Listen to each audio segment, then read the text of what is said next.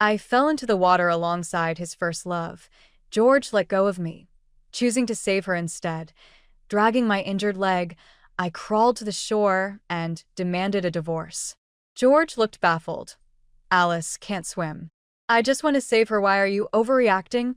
Our 5-year-old son looked at me with the same indifferent stare. Mom, you're fine, aren't you? Do you have to make such a fuss? I slapped George across the face and twisted our son's cheek with a cold smirk. Oh, believe me, I'm making a fuss. George's head snapped to the side. When he turned back, a flicker of anger played at his mouth. Scarlet, can you calm down? Henry, too young to understand, began to cry and squirm in my grasp. And oh wonder Dad saved Aunt Alice and not you. You're so mean. You deserve to fall in the water. With my aching leg, I landed a sharp slap on his backside. You're right, mean.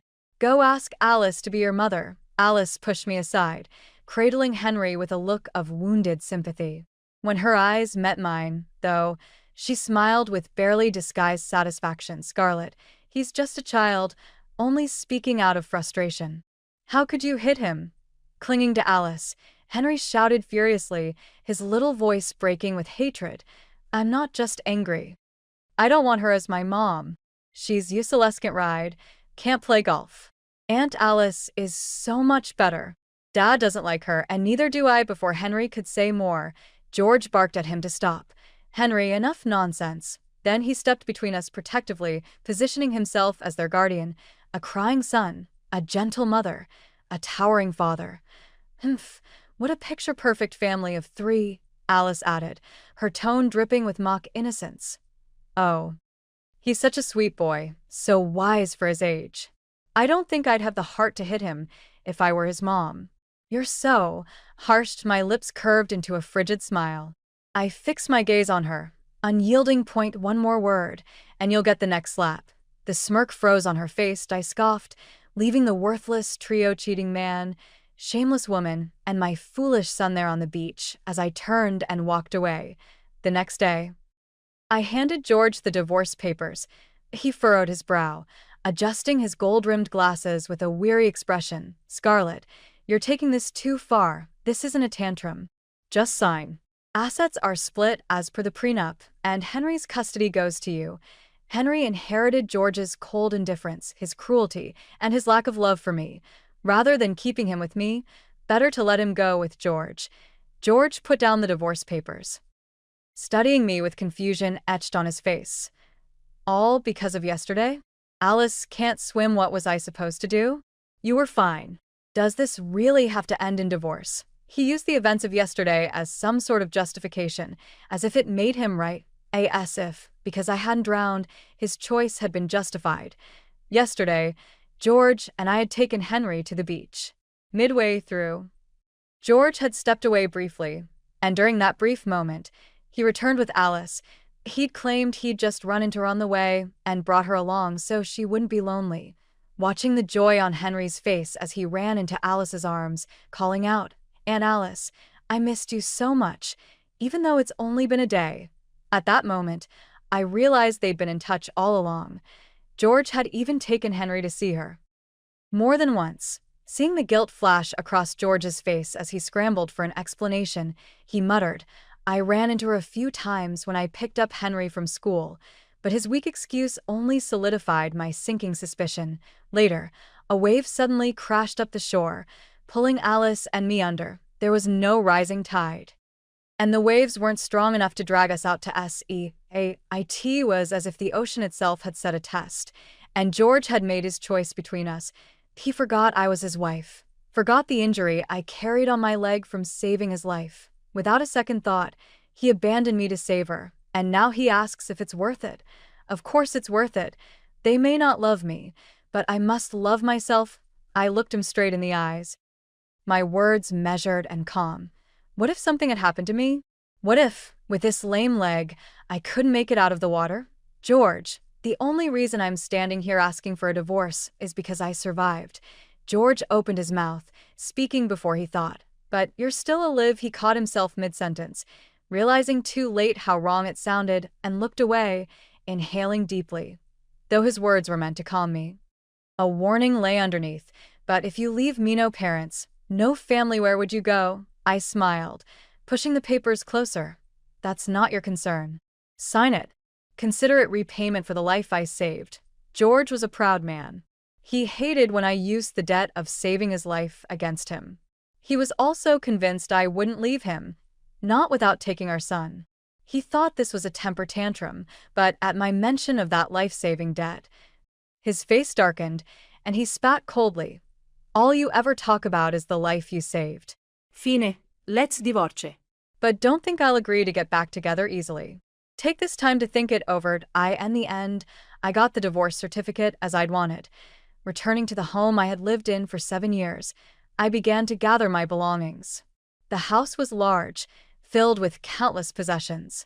But what was truly mine amounted to only a few small, scattered things that I looked around at the elegant, expensive items everywhere. Finally, I went to the attic and took down my only possession, my painting easel. I slung it over my shoulder and left the mansion. As I reached the garden gate, I saw Henry standing on the second-floor balcony. His lips were pressed into a thin line, his small face as cold as ice. He stood there, watching me in silence, likely hoping I would come over to comfort him, kiss him, and apologize that I paused, glancing back at him, then sighed and called softly to him, "Eat well and sleep well, Henry. Mom won't be around anymore, so take good care of yourself." His eyes reddened as he turned his head away with a cold snort. "Go if you want. Aunt Alice will look after me now. I don't need you." I stopped, saying nothing more till I end the fading sunset. I walked away from the villa with my easel on my back. Henry didn't used to be like this. Before Alice returned, he was sweet and considerate. When his friends teased him because I didn't know how to ride horses or play golf, he would defend me with a serious face. "Oh, what if she can't? She's my mom. And all she has to do is love me." Then Alice returned from abroad. George took him to see her a few times. He seemed like a different child. The son who once adored me now resented my background, refusing to let me pick him up from preschool. When his friends came over to play, he would ask me to leave the house and stay away. Even on the anniversary of my parents' passing, when I wept, he looked at me coldly, chiding me for not being graceful. Now, looking back, I see how much he and George are truly alike. They love the same people and despise the same people. For instance, they both love Alice. And they both hate me. After realizing George didn't love me, I lost many sleepless nights. I couldn't bear his betrayal, but I couldn't bear to part with Henry either. But his hatred for me has made my reluctance a joke. The path out of the villa community wasn't long, but it took me 7 years to walk it. On the small road bathed in evening light, my mind drifted to the past. 15 years ago, my father died, saving George's father. My mother soon succumbed to grief and depression. I was passed around before eventually arriving at George's house. George was the only son of a prestigious family, the privileged young master. But even in his youth, he was kind to me, so kind that I foolishly fell in love with him, until he fell in love with Alice and began dating her. Then, I buried those feelings, even when he and Alice broke up. I no longer dared to hope, but after I saved him in an accident, he began pursuing me, with his parents' blessing. He wooed me. He was the one I had loved for so many years. I couldn't harden my heart against him. Eventually, after his persistent efforts, I accepted him. We married, and I gave birth to Henry. I thought we would spend our lives together. But Alice's return shattered that dream. 3 months ago, I had gone to pick up a drunk George. Outside the lounge, I overheard his friends mentioning Alice. "Alice is back in town. What are you going to do?" He had one hand propped against his head, swirling a glass of red wine in the other, a helpless smile on his lips. "What can I do? I'm already married." His friends teased him, unwilling to let it go. "But what if you weren't married? Back then, you loved her so much you almost lost your life for her." George forced a laugh. "You're speaking nonsense. Oh, I forgot. It was your wife who saved you and ended up with a limp. Yeah, for that debt. You can't just betray your wife now." The bitter smile on his lips cut through me like a knife, freezing me in place. It was then that I realized he had never loved me. All he felt was guilt. I had been trapped in his web of lies for 7 years. Thankfully, it wasn't too late. Under the glow of the evening sun, I was finally free. I moved into a hotel I'd previously booked that night. I received a call from George's parents. They didn't know yet that George and I had divorced. They asked, with their usual warmth, when I'd be bringing Henry back to the family home for dinner. Thinking of his father's high blood pressure, I swallowed the words that almost slipped out about the divorce and just shook my head, telling them I was busy for the time being. After hanging up, I sent George a message. Your parents just called, asking when I'll bring Henry home for dinner. I covered for you this time, but you should tell them about the divorce soon. After a long while, he replied, understood. I felt I had done everything I could.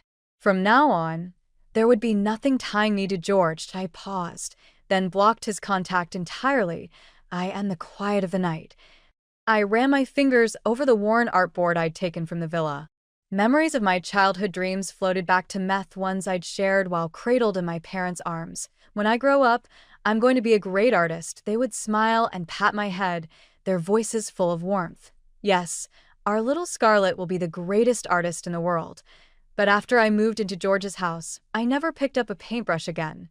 Back then, his parents had made their preference clear. Scarlett, studying this would be a good choice. George is studying it, too. Youthful and easily swayed, I let myself be blinded by a path that wasn't mine. I gave up my own dreams and walked a road that didn't belong to me.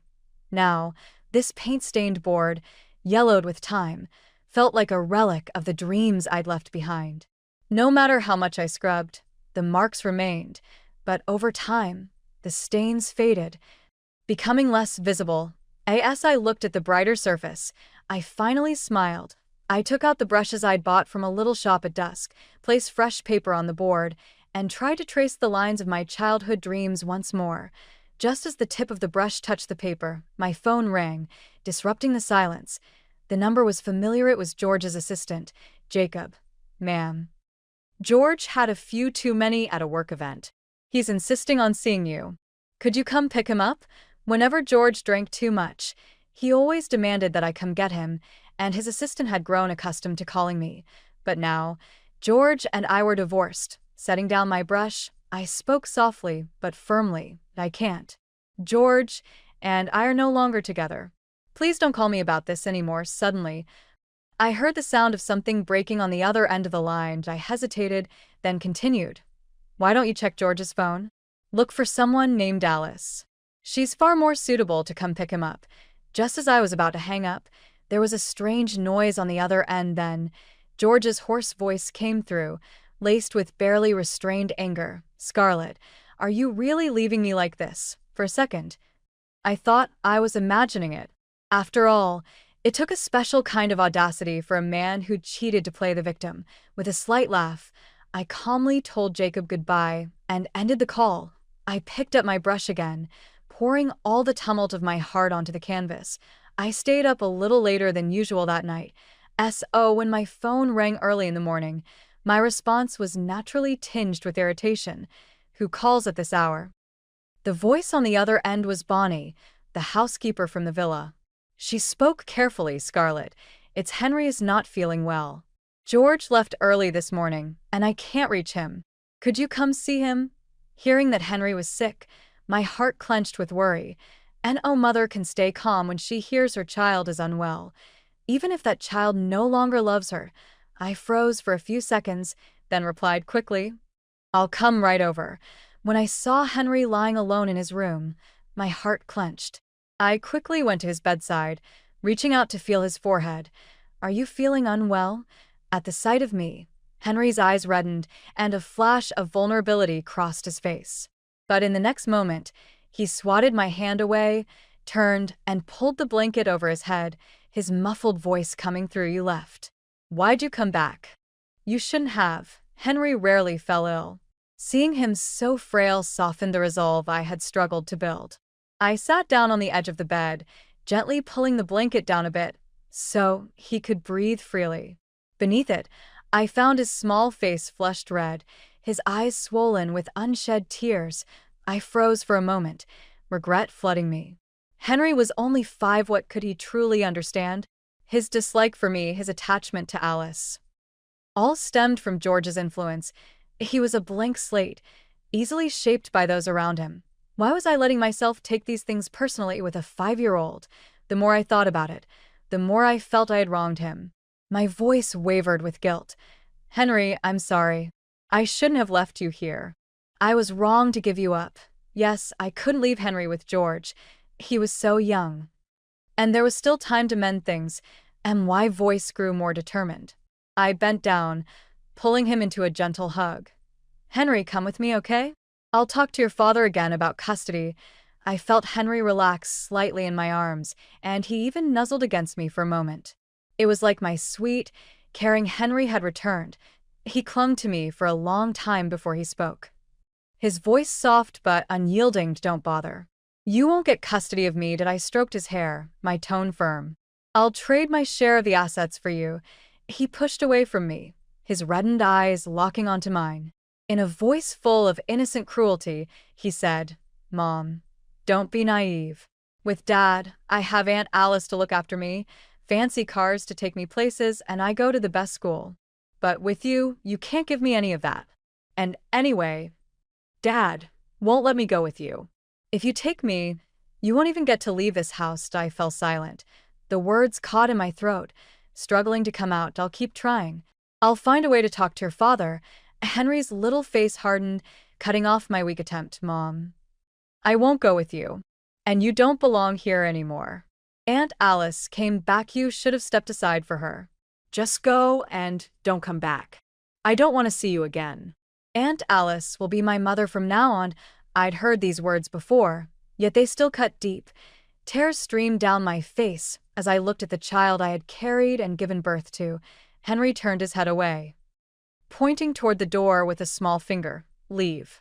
I don't want to see you anymore. I didn't move, just stood there, watching him. A second later, he threw a cup at the floor near my feet. It shattered with a loud crash. A shard of porcelain grazed my ankle, and a thin line of blood appeared. I felt the sting. I realized that the remorse I had felt upon entering the room had been misplaced. Henry wasn't just mirroring George's influence. He was born with this coldness, this indifference, and he truly didn't love me. I took a few steps back, then turned to leave the room. The doorway. I couldn't help but look back one last time. Henry, if I leave, I really won't come back. His response was another cup shattering on the floor. I wiped my tears away and left without looking back. Outside his room, I ran into Bonnie, the housekeeper. She glanced at me with worry, then looked toward Henry's room. Did Henry upset you again? I shook my head and told her softly, no, I upset him. And Bonnie, please don't call me about him anymore. He doesn't want to see me. I walked away, leaving Bonnie behind, and I in the distance. I thought I heard her muttering to herself, he couldn't possibly not love you. He calls for you even in his sleep. I wiped the tears threatening to fall again and shook my head. How could that be? He told me time and time again that he didn't need me. On my way back, watching the familiar scenes pass by, I suddenly felt like a stranger in this city. My phone vibrated incessantly with calls from an unknown number. When I answered, it was George's voice. Scarlett, Henry is sick. Why didn't you stay with him? A bitter laugh escaped me, hatred bubbling up in my chest. George, isn't this exactly what you wanted? Henry doesn't want me as his mother anymore. You must be thrilled. George hurried to explain, His voice strained. That wasn't my intention. I just wanted him to stop disliking Alice. I let go of my restraint, shouting in anguish, Oh, you made him hate me instead, didn't you, Scarlett? That's not what I meant. I thought if Henry accepted Alice, maybe you wouldn't resent her so much. A cold laugh slipped out, cutting him off. George, tell me, why should I accept Alice, the woman who wrecked my marriage? George fell silent. The silence dragged on so long that I lost the will to keep arguing. I hung up and stared out the window as the trees blurred by. Suddenly, I didn't want to stay in this city any longer. I clutched my phone tightly, leaning forward to speak to the driver in front. Mister, do you take long-distance rides? I want to go to Minnesota. That's my parents' hometown. I miss them, but I handed in my resignation, packed my bags from the hotel, and headed for Minnesota. Did I admit, I'm a coward. I feared that if I stayed, I might weaken and end up compromising for Henry's sake. getting trapped in that hopeless pit. After all, as a young girl, I had set aside my dream of becoming an artist. Just to hide my silent crush on George, for over a decade, I hadn't picked up a paintbrush. Whenever I felt restless, I'd take out my drawing board and wonder if I should start again, only to abandon it each time, distracted by work or Henry calling out mom over and over. Now that I was divorced, those chains no longer bound me. It felt like I had been reborn. Perhaps I should thank Henry. If he'd shown just a bit more attachment, I'd still be struggling in that abyss that as things are now. Everything has fallen into place. I'll take my drawing board and slowly reclaim my younger self in Minnesota. I rented a small cottage in Minnesota and began my new life alone. The richness of this life felt like oil paints on canvas, vibrant and free. My days consisted of carrying my sketchboard outdoors and returning to read in my cozy cottage at night.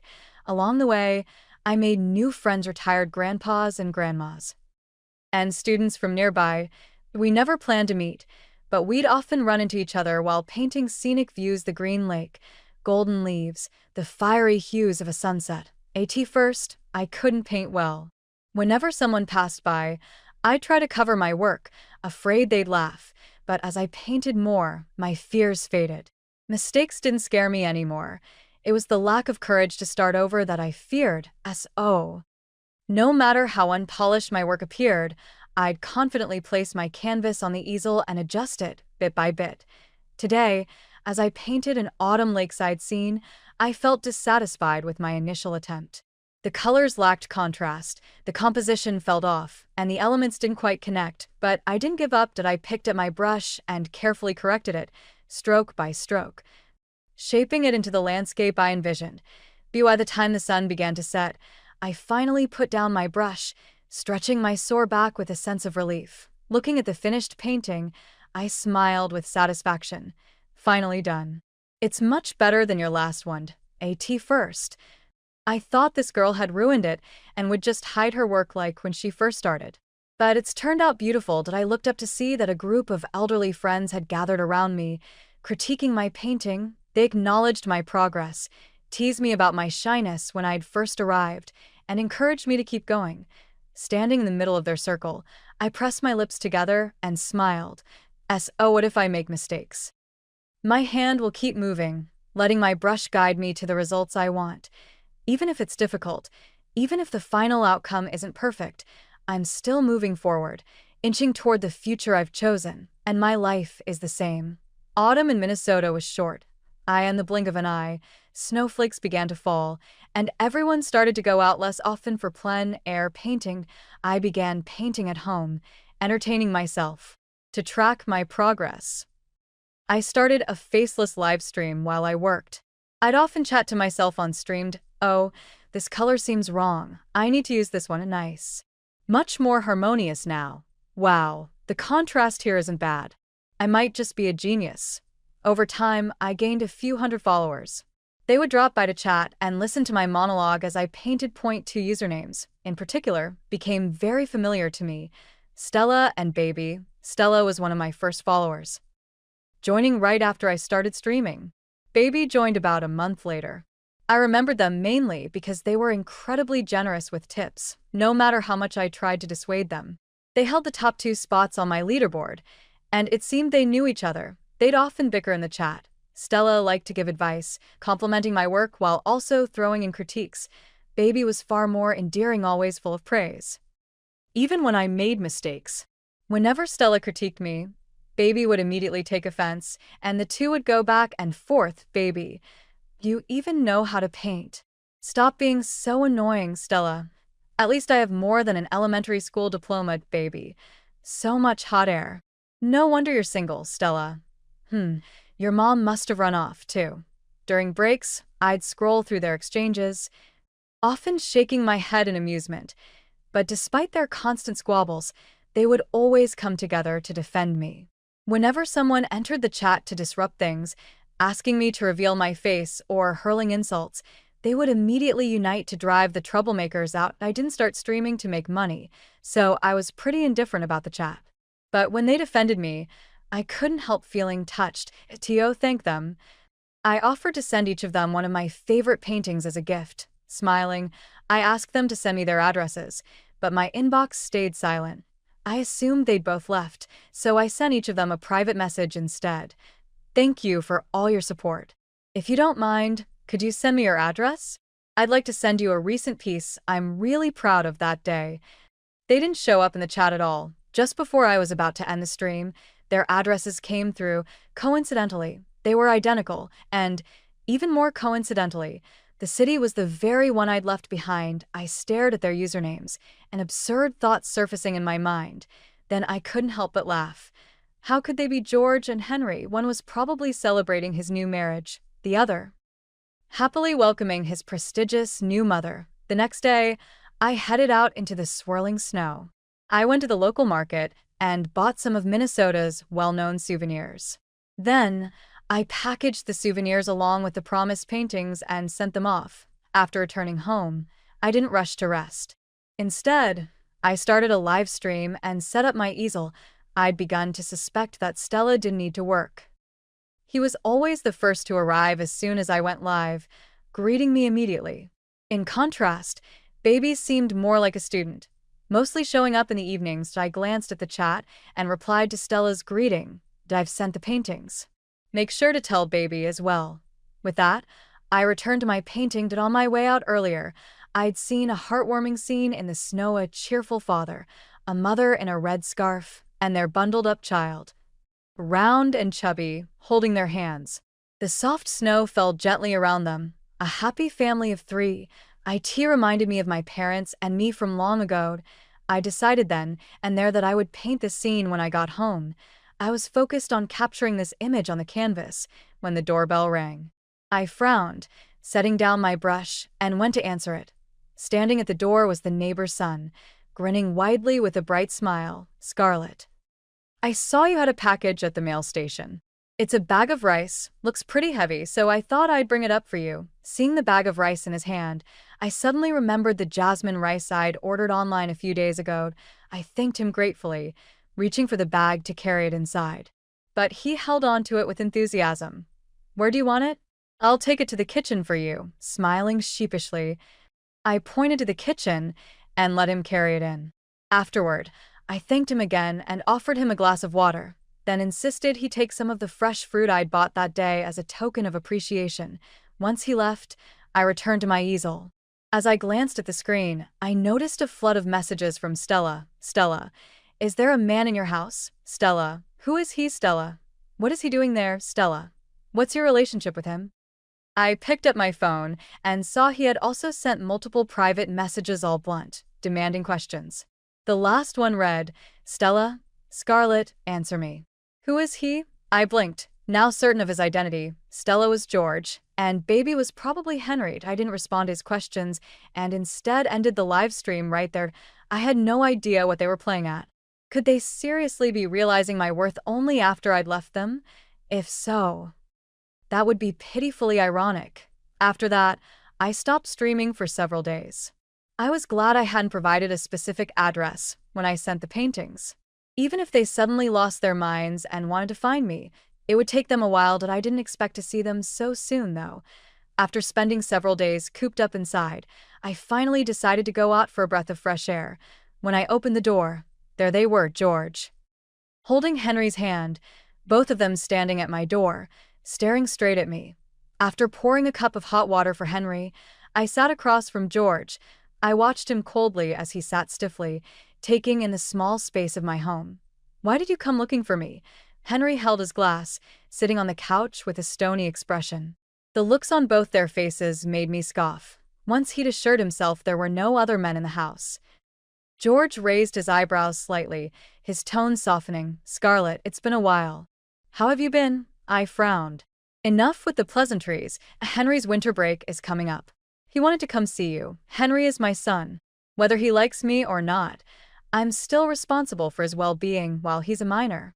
I turned to him, speaking gently. Oh, you want to stay here with me? Henry took a small sip of the hot water. His little face tense as he shook his head. And oh, Dad made me come. I looked down with a bitter smile, then shot George a scornful glance.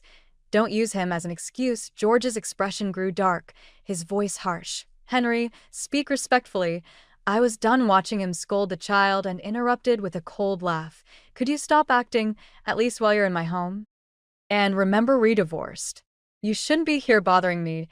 If Henry wants to come over during breaks, have someone bring him. As for you, I see no reason for us to meet again. George's lips moved, but he suddenly looked defeated. Scarlett, I don't understand. I didn't cheat with Alice. She was only ever a friend. What happened at the lake there won't be a next time. I swear I'll put you first from now on. Why do you still want a divorce? You used to love me so much.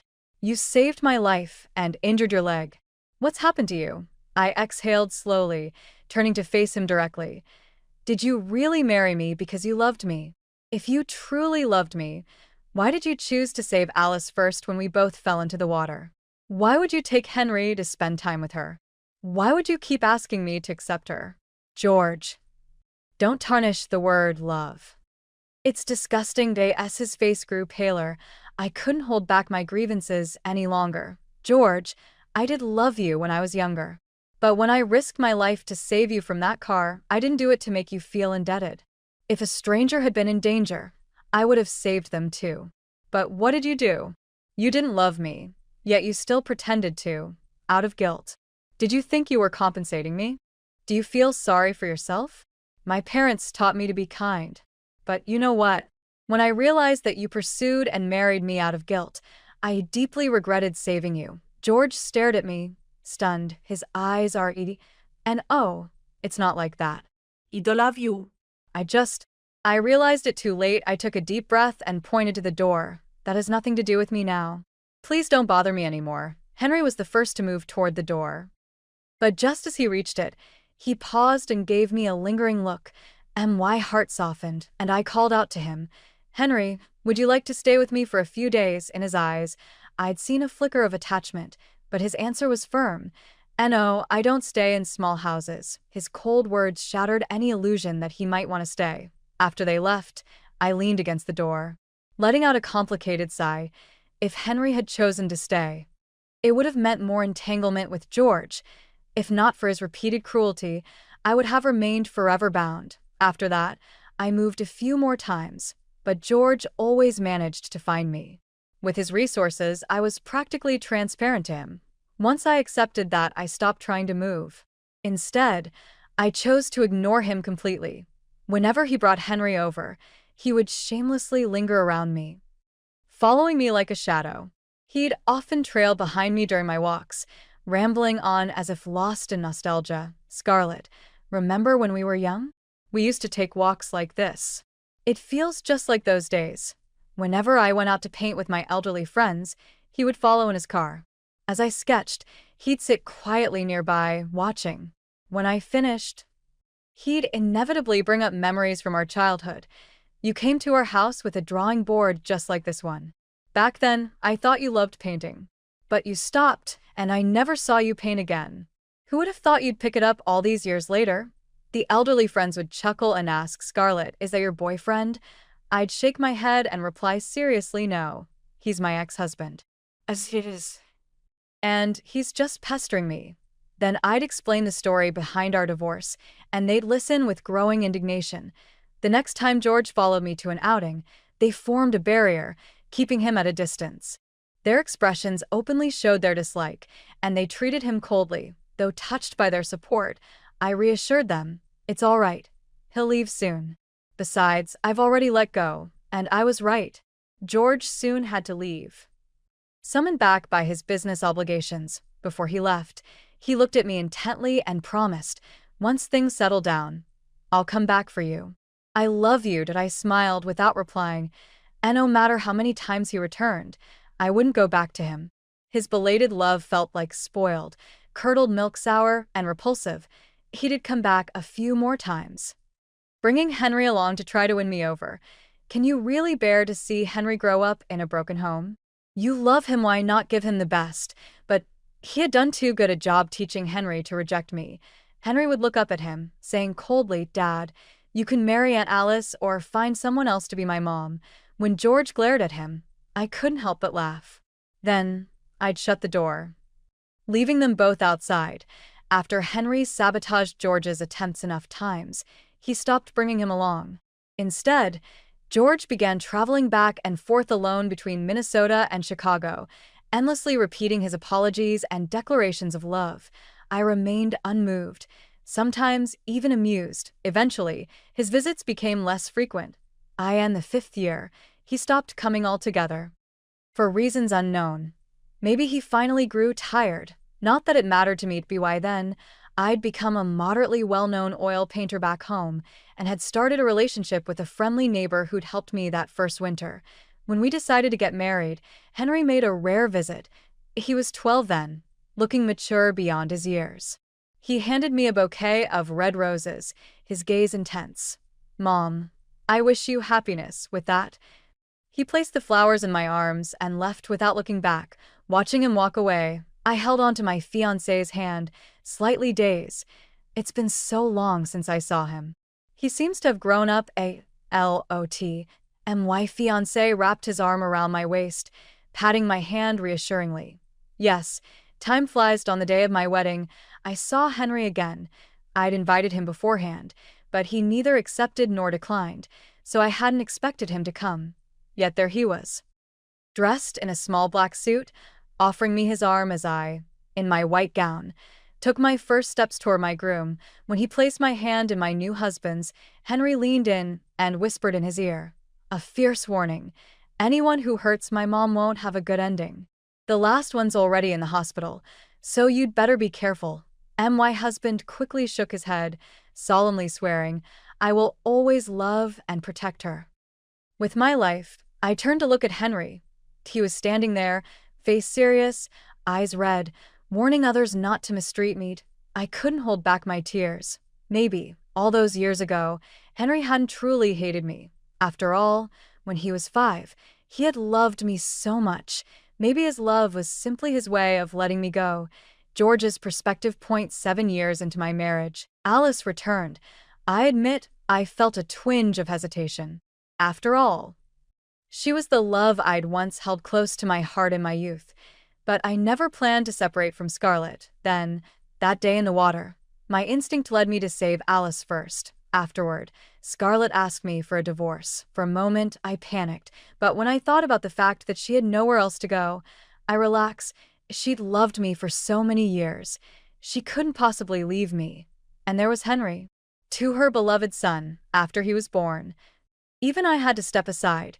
He became the center of her world. I was convinced she was just angry and would get over it in time. After all, she wouldn't just leave Henry and me behind. But this time, I was wrong. Scarlett really did leave me. She even left Henry behind. I called her one night, drunk, asking her to come pick me up. I figured enough days had passed for her anger to subside.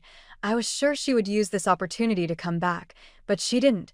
She kept reiterating, again and again, that we were divorced. For the first time, I felt things slipping out of my control. That night, I returned home, feeling lost.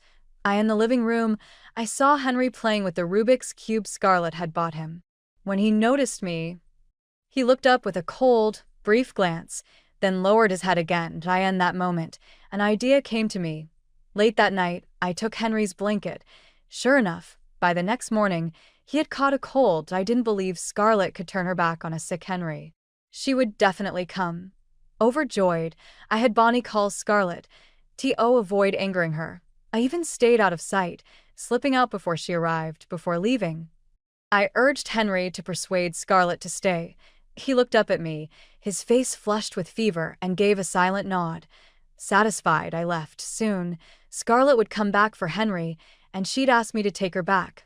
But once again, I miscalculated. Scarlett didn't return. She left the city and went to her parents' hometown, and I realized that I was on the verge of losing her for good. Later, I hired a private investigator to track down her new address. I found out that she had fallen in love with oil painting, made new friends, and even started live streaming. Blindly optimistic, I thought that perhaps, after she'd had some time to relax, she would come back. I started watching her live stream every day. When Henry found out, he joined in every night. To digest, he shared my hope, wanting Scarlett to return. After all, She wasn't just angry with me otherwise. Henry would have been able to convince her to stay. I waited, like the farmer in the old fable, hoping she would have a change of heart. I thought I had enough patience, but when I heard a young man's voice on her live stream, I realized my patience was paper thin, frustrated, and powerless. I demanded to know who he was and what he meant to her. Scarlett ignored me and ended the stream. She must have figured out it was me. But worse than that, she still refused to forgive me. I realized I couldn't sit idly by any longer. I bought a plane ticket and took Henry to Minnesota with me. On the plane, I repeatedly urged Henry to ask his mom to stay. Henry just looked at me with a cold laugh and shook his head. I grabbed his shoulders, demanding, "Don't you want her mother by your side as you grow up?" Henry stared out the window at the clouds, his voice cold and indifferent despite his youth. "You never treated her well." "I'd rather see her free than trapped here with us." I froze, stunned, anger flaring in my eyes. "That's impossible. She can only be mine." Henry, sharp and resolute even as a child, glared back at me. "Give it up. She's long since given up on you. And I won't help you hold her back." Later, we saw Scarlett again. Just as Henry had said, she rejected me. He kept his word. 2. He didn't try to convince her to come back. Instead, he used hurtful words to push her even further away. I refused to let go, clinging to her desperately. But she acted as though I didn't exist then. In the 5th year after our divorce, I finally had to stop pursuing her. I fell gravely ill. Henry stood by my bedside, sneering. He told me I deserved it, struggling to sit up. I fixed my gaze on him for a long time. "Did you make her angry on purpose, so she'd have no attachment left to this family?" Henry was only 10, but he was frighteningly mature. He cast me a cold glance, his voice frosty. "After that woman came back from abroad, Mom cried herself to sleep countless times. Especially at night, after putting me to bed, she would hold me close and sob. Torn between wanting a divorce and her attachment to me because she knew you'd never give her custody. She struggled for so long, becoming a shadow of herself. I loved her so much. And if she wanted to leave, I was going to make sure she could walk away without any burdens. You're right, I did it on purpose. But wasn't it all because of you?" Staring at his prematurely hardened expression, I was stunned for a long while. Now it all made sense. Henry's sudden change, his cruelty toward her. He had always adored Scarlett, loved being close to her. How could a few words from an outsider turn him against her? Everything had a reason. He'd done it so Scarlett could leave without feeling weighed down. My heart twisted with pain, and I couldn't help but taunt him. "But you lost her." Henry's face softened with a smile, the same gentle smile he'd only ever shown Scarlett. "As long as she's happy, that's enough." "Oh, and by the way, I have good news for you. She's getting married soon, and she invited me to her wedding." Patient's heart rate is abnormal. What did you say to upset him? "Step outside now needs immediate attention." In the chaos, I caught a glimpse of the nurses and doctors rushing toward me. Henry, unbothered by the scolding, walked out of the room calmly. After that, I could no longer hear or see anything. An endless darkness and silence enveloped me. I truly regretted it. If I could go back, I would save Scarlett first. Then, maybe she would never have left me. Henry's perspective. My father passed away when I was 15 after his death. With the support of my grandfather, I gradually took over the company. Once I had firmly established control, I made my move against Alice's family. The woman who had caused my mother so much pain came begging for mercy, pleading that I spare her family for the sake of our past. What past did we have? The past that made my mother suffer? The past that forced me away from my mother? I shook my head coldly and hit her family even harder. Eventually, Alice's family went bankrupt, and I took over their company. When I learned that she was buried under billions in debt, I generously allowed her to stay on at the company to pay it off. I even went out of my way to assign the employees she had once mistreated as her supervisors, but within a few years, she couldn't handle it anymore and ended her life. How dull. Truthfully, learning to manage the company was painful. But I had no choice if I wanted to protect my mother. I want to give her the best of everything. Did I in the past? I pushed her away to ensure her happiness. Now, I work hard so I can secure that happiness. Even if her current husband ever dares to hurt her like George did, I'll use every resource I have to give her a safe harbor, not like when I was young, pretending indifference to drive her away. After all, she once loved me so deeply. Now that I'm grown, I won't let her be hurt again. Thanks for watching. If you enjoyed this story, please like, comment, and subscribe for more. See you in the next video.